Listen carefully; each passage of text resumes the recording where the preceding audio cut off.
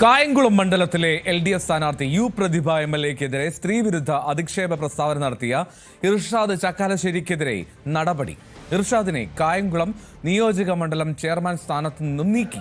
പകരം ലീഗ് ജില്ലാ general secretary H. ബഷീർകുട്ടിക്കാണ് ചുമതല.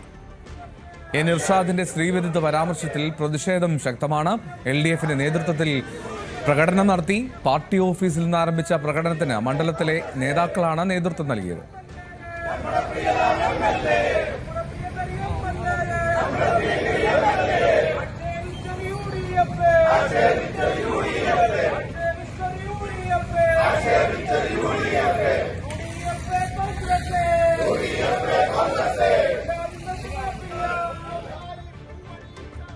ഇനി പ്രതിഭയ്ക്കെതിരായിട്ടുള്ള ഈ അധിക്ഷേപ പരാമർശത്തിൽ തെരഞ്ഞെടുപ്പ് കമ്മീഷന് മുന്നിൽ പരാതി എത്തിയിട്ടുണ്ട്.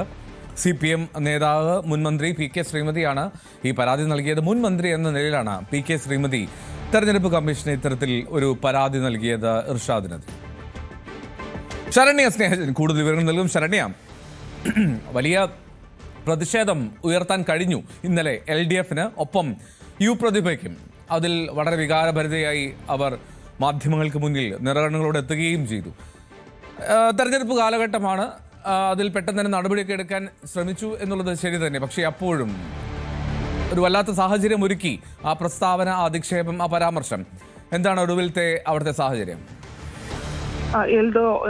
LDF ഇത് നിയമപരമായി നേരിടാൻ തന്നെയാണ് നീക്കം നടത്തുന്നത്. അവര് ഇത് സംബന്ധിച്ച് പോലീസിന് പരാതി നൽകുമെന്നുള്ളതാണ് മനസ്സിലാക്കാൻ കഴിയുന്നത്. പ്രതിഭ കായംകുളം പോലീസിൽ പരാതി നൽകും എന്നുള്ളതാണ് ലഭ്യമായിട്ടുള്ള വിവരം. അതിന്റെ അടിസ്ഥാനത്തിൽ തന്നെ നിയമപരമായ നടപടിക്രമങ്ങളുമായി മുന്നോട്ട് പോകുമെന്ന് അറിയിച്ചിട്ടുണ്ട്. ഇന്നലെ LDF നേതൃത്വത്തിൽ വലിയ പ്രതിഷേധം കായംകുളം മണ്ഡലത്തിൽ ഉണ്ടായിരുന്നു. പ്രാദേശിക പ്രതിഷേധമാണ് സംഘടിപ്പിച്ചത്. ഒപ്പം തന്നെ നവമാധ്യമങ്ങളിലൂടെ വിവിധ പ്രധാനപ്പെട്ട നേതാക്കന്മാരെല്ലാം തന്നെ അതിൽ പ്രതിഷേധം, മുഖ്യമന്ത്രി അടക്കം പ്രതിഷേധം അറിയിക്കുകയും ചെയ്തിട്ടുണ്ട്.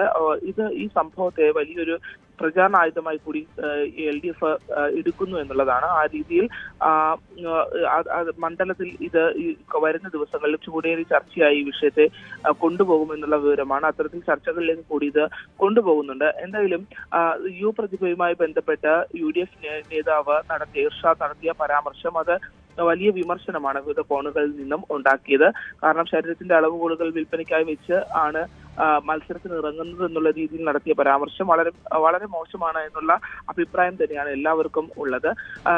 ലിജു ഇന്നലെ ഈ വിഷയത്തിൽ, അതായത് UDF-ന്റെ സ്ഥാനാർത്ഥി ലിജു ഈ വിഷയത്തിൽ പരസ്യമായി അദ്ദേഹം ഖേദം പ്രകടിപ്പിക്കുകയും ചെയ്തിരുന്നു. ലിജു ഉണ്ടായിരുന്ന വേദിയിലല്ല ഈ സംഭാഷണം നടന്നത് എന്നുള്ളതാണ് അദ്ദേഹം വ്യക്തമാക്കുകയും ചെയ്തിട്ടുള്ളത്.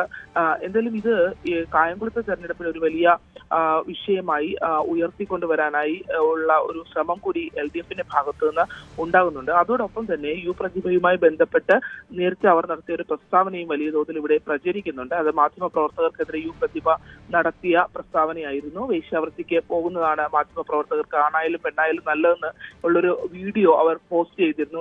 ഇവരുമായി ബന്ധപ്പെട്ട നേരത്തെ ഒരു വാർത്ത വന്ന ഘട്ടത്തിലാണ് അവർ അത്തരത്തിലൊരു വീഡിയോ മാധ്യമപ്രവർത്തകരെ, സ്ത്രീകളടക്കമുള്ള മാധ്യമപ്രവർത്തകരെ അധിക്ഷേപിച്ചുകൊണ്ട് വേശ്യാവൃത്തിക്ക് പോകുന്നതാണ് നല്ലത് എന്നുള്ള രീതിയിൽ പോസ്റ്റ് ചെയ്തിരുന്നത്. ആ വീഡിയോ ഉൾപ്പെടെ ഇപ്പോൾ ചർച്ചയാകുന്നുണ്ട്. പ്രതിഭ പറഞ്ഞ വാക്കുകളും അതിനകത്ത് അവർ മാപ്പ് പറയാൻ തയ്യാറാണോ എന്നുള്ള ചോദ്യങ്ങളുമൊക്കെ നവമാധ്യമങ്ങൾ വരുന്നുണ്ട്.